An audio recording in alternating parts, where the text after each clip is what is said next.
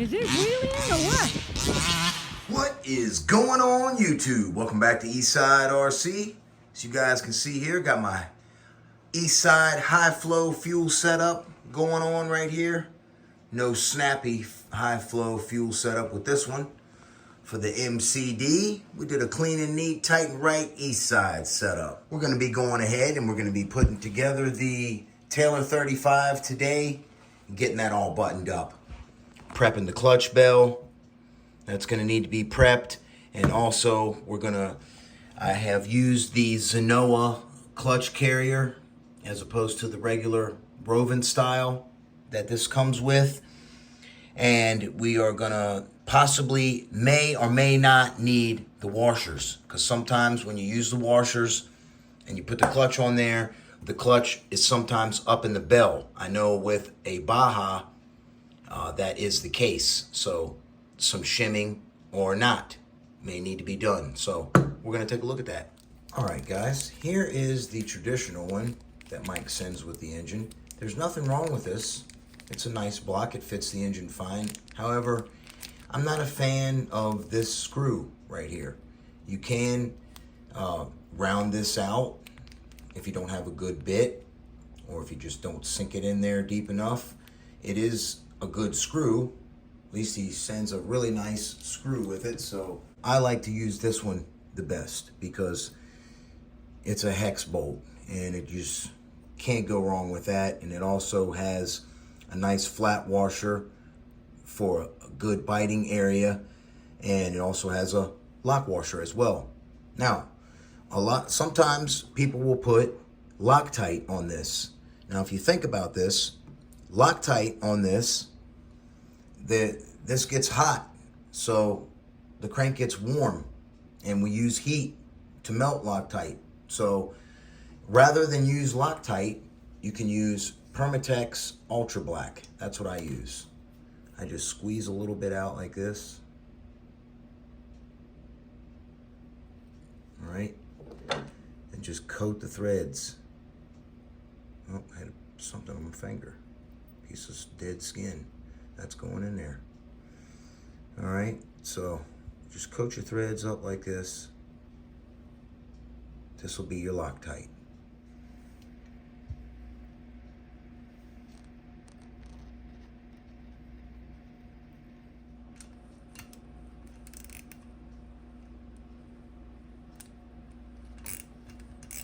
You don't need a torque wrench for this, guys. You just need to get it snug. You got to go crazy with this. All right, now we need to mock up this clutch bell. Make sure your clutch goes arrows out. The washers have a smooth edge and a rough edge. I like to put the smooth edge up against the clutch.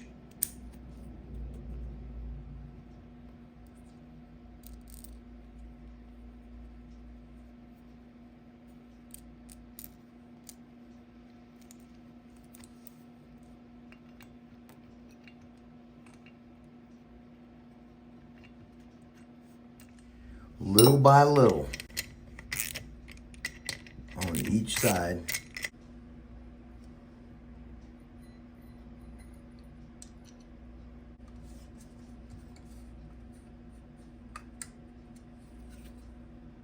And we are hitting the clutch bell, friends. All right, here you are, guys. She's mocked up.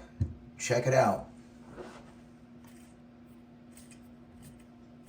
No hitting.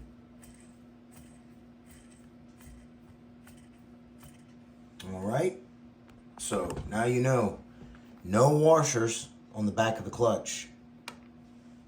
Now to prep the clutch and the clutch bell. See the ridges in the clutch right there? I like to sand those out. So how you sand that out is take you a piece of 220 grit sandpaper and just go over that. I like to fold it in half, you know, and just go over it like this. Get it nice and smooth. For the clutch bell, what I like to do is wipe the inside out with lacquer thinner and then take my piece of 400, fold it in half like this, and you want to scratch the inside of the bell, okay? All you're doing is scratching it. You're not sanding it, okay? So you just take it right here like this, and you're gonna scratch in one direction, like this.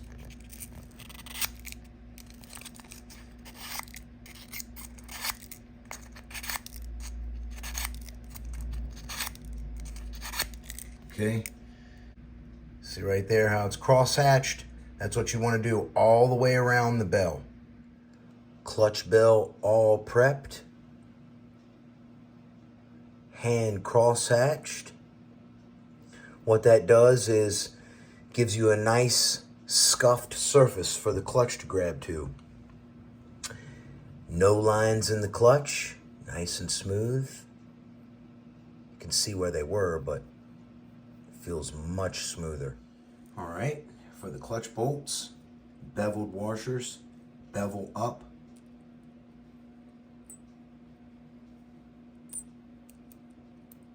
And then I will apply a little bit of my purple Loctite on there just as a lubricant to help these go in and seat nicely. All right, if you guys are wondering if the spring is hitting the clutch nut or not, I'm going to take you in very close and show you that there is a bit of clearance without using the washers.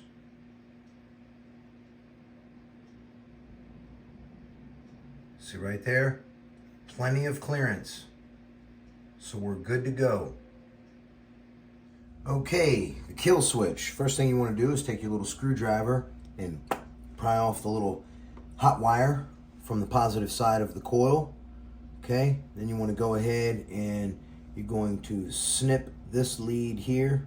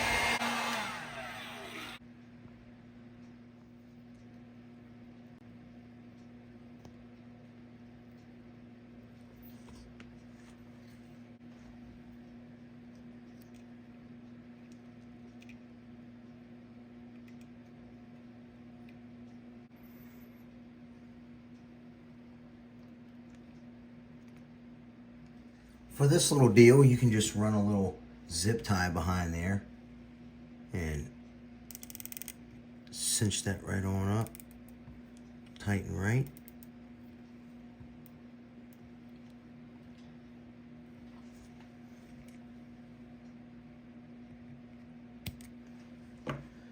All right, and then it's just like a fit in there. And then this will just be nice and finagled, and it'll just fit right up in this little pocket here when you put the cover on. No Loctite on the cover screws. I use my Belleville washer. The HTZ pipe mount just goes right there on the cover, which is quite convenient. Okay, for the carburetor, we are going to be using 5x50 screws, and we are going to use a bevel washer over each one.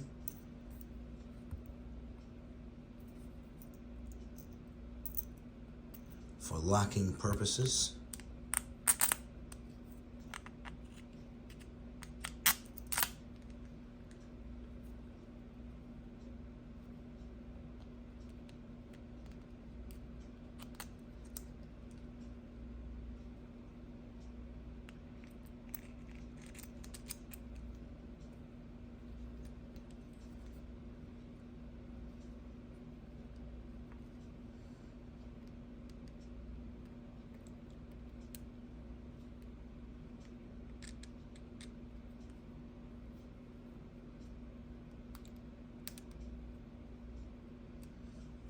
Just like that. Doesn't look like much threads, but there's not much threads down in here.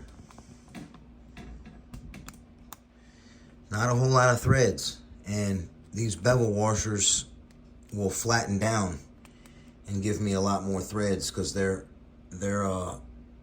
quite concaved. Now when you're tightening your carb, tighten her up good, get it till it stops. Tighten each one little by little until the screws stop. Once they stop, give her a little torque. All right, I did it a couple times and it clicked. It was like click, click, click, click, and they were done. So just good and snug. That's all you need to get it. About as tight as you get a spark plug. You turn a spark plug till it stops, and then you give it a good snug. Same thing with your carburetor. That's all you need to do. All right then, y'all, for the exhaust, I'm just gonna make it simple and clean. I'm gonna use a Taylor RC gasket, pop it on here, put it together as normal, and then once the engine's warmed up, I will snug the bolts further. There's the pipe, all nice and buttoned up. What I'm gonna do is I will smear a little silicone around there, and then I can pop the rest of the pipe on and go ahead and mount it right there. Bam!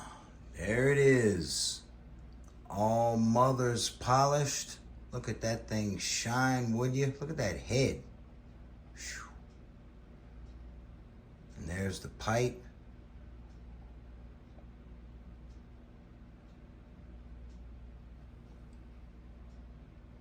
Very easy installation on the pipe. Got my braided up kill switch wire. It turned out real nice. I'm super happy with it. Look at that thing shine, would you? Man, let's go down a little closer. Whew. Look at that sucker shine. Wow.